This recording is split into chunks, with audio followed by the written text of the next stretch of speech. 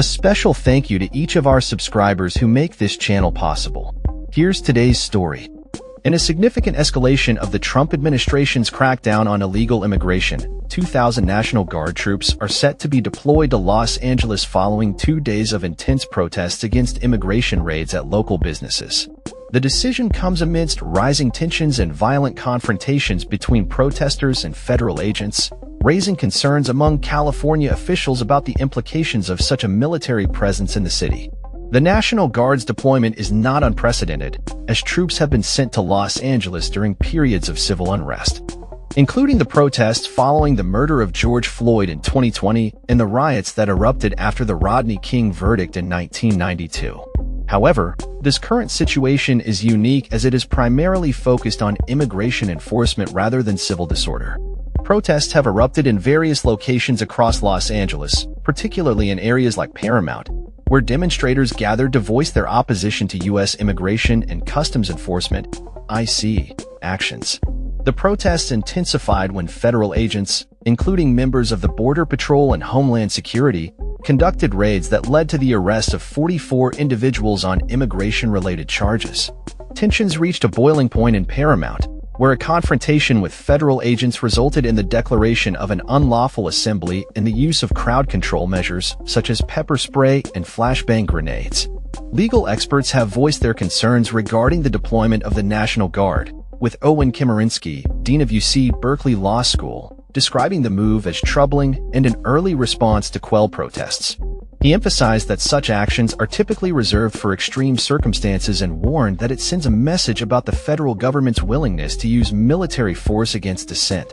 California Governor Gavin Newsom criticized the federal government's decision, stating that local law enforcement was already managing the situation effectively and that the deployment of troops would only escalate tensions. Newsom described the move as purposefully inflammatory and suggested that it would erode public trust in law enforcement. As the protests unfolded, demonstrators chanted slogans such as Fuera ICE and expressed their anger towards federal immigration enforcement.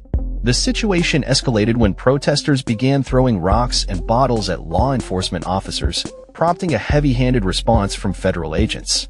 Reports of injuries among both protesters and law enforcement personnel have surfaced, further complicating an already volatile environment. The deployment of the National Guard has raised questions about the federal government's approach to immigration enforcement and its impact on local communities. Critics argue that the presence of military personnel in urban areas can exacerbate tensions and lead to further violence, particularly among marginalized communities that already feel targeted by immigration policies. In a statement, Los Angeles Mayor Karen Bass acknowledged the difficult circumstances facing the city, particularly in light of recent federal immigration actions that have instilled fear within the community. She emphasized the need for communication between local and federal authorities to address the concerns of residents and ensure public safety. As federal operations continue over the weekend, U.S. Attorney Bill Essayli reiterated the importance of allowing law enforcement to carry out their duties without interference. He warned that anyone obstructing federal agents would face legal consequences, underscoring the administration's commitment to a hardline stance on immigration enforcement. The situation remains fluid as both protesters and federal agents prepare for further confrontations. With the National Guard now on the ground, the potential for increased violence looms large, prompting calls for peaceful protest and a reevaluation of the federal government's approach to immigration enforcement in Los Angeles and beyond. That's all for this story. We upload videos every day covering many different subjects, so hit that subscribe button to stay informed. Thanks for watching.